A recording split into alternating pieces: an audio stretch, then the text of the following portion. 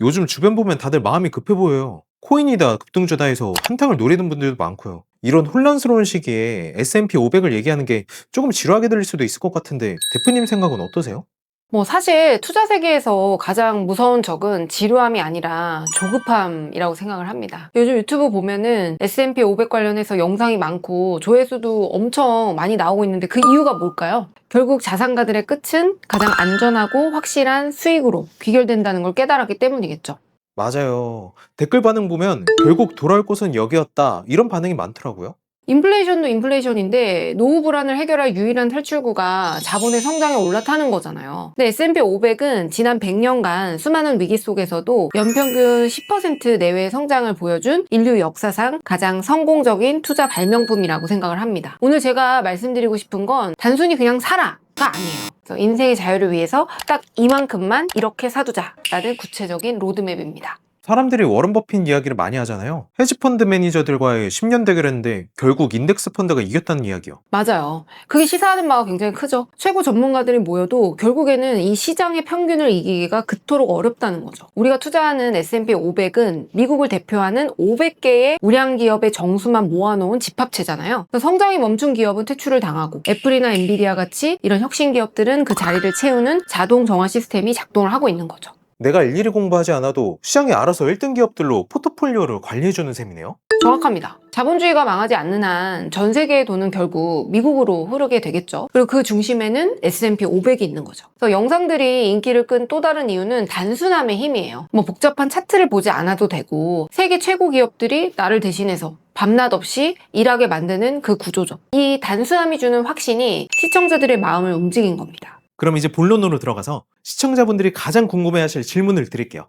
그래서 도대체 얼마나 사야 인생이 바뀌냐는 거죠. 투자에서 가장 중요한 수식이 72의 법칙이에요. 자산이 2배가 되는 시간이 72시간 나누기 연수익률인데요. S&P 500의 그 보수적인 기대 수익률을 연에 8에서 10% 정도라고 잡으면 약 7년에서 9년마다 내 자산이 2배로 불어난다라는 계산이 나오는 거죠. 7년마다 2배. 수치상으로는 좋은데 체감이 잘 안 될 수도 있을 것 같아요. 그래서 우리는 그 경제적 자유의 숫자를 먼저 정해야 돼요. 그래서 전문가들이 말하는 4% 법칙을 적용해 보면 내가 모은 자산의 4%를 매년 생활비로 써도 원금이 줄지 않는 수준이죠. 예를 들어서 한 달에 최소 생활비로 400만 원이 필요하다. 우리에게 필요한 은퇴자금은 12억 원입니다. 와, 12억 원이면 평범한 직장인에게는 너무 먼 숫자처럼 들리는데요? 그래서 이만큼만 사두자 이런 전략이 필요한 거예요. 2026년 현재 물가를 반영해서 매달 100만 원씩 S&P 500에 적립식으로 투자를 한다라고 가정을 해보겠습니다. 그럼 연수익률이 9%라고 가정을 하면 시뮬레이션을 돌려보면 놀라운 결과가 나오는데요. 10년 뒤에는 약 1억 9천만 원,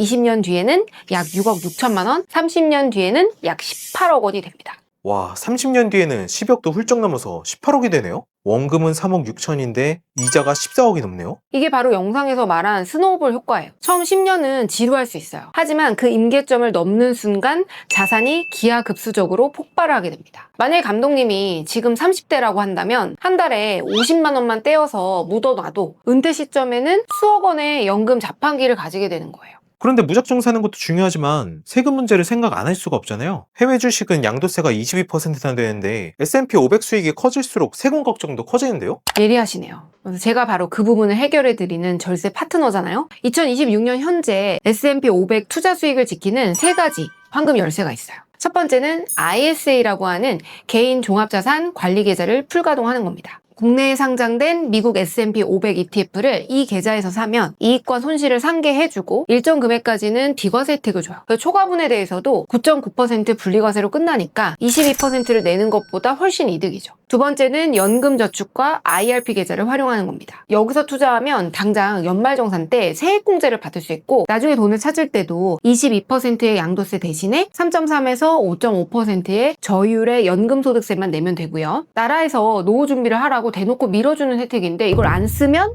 손해인 거죠. 아, 그러니까 무작정 해외 직구를 할 게 아니라 국내 계좌의 절세 혜택부터 꼼꼼히 챙기는 게 수익률을 몇 퍼센트 더 올리는 길이겠네요?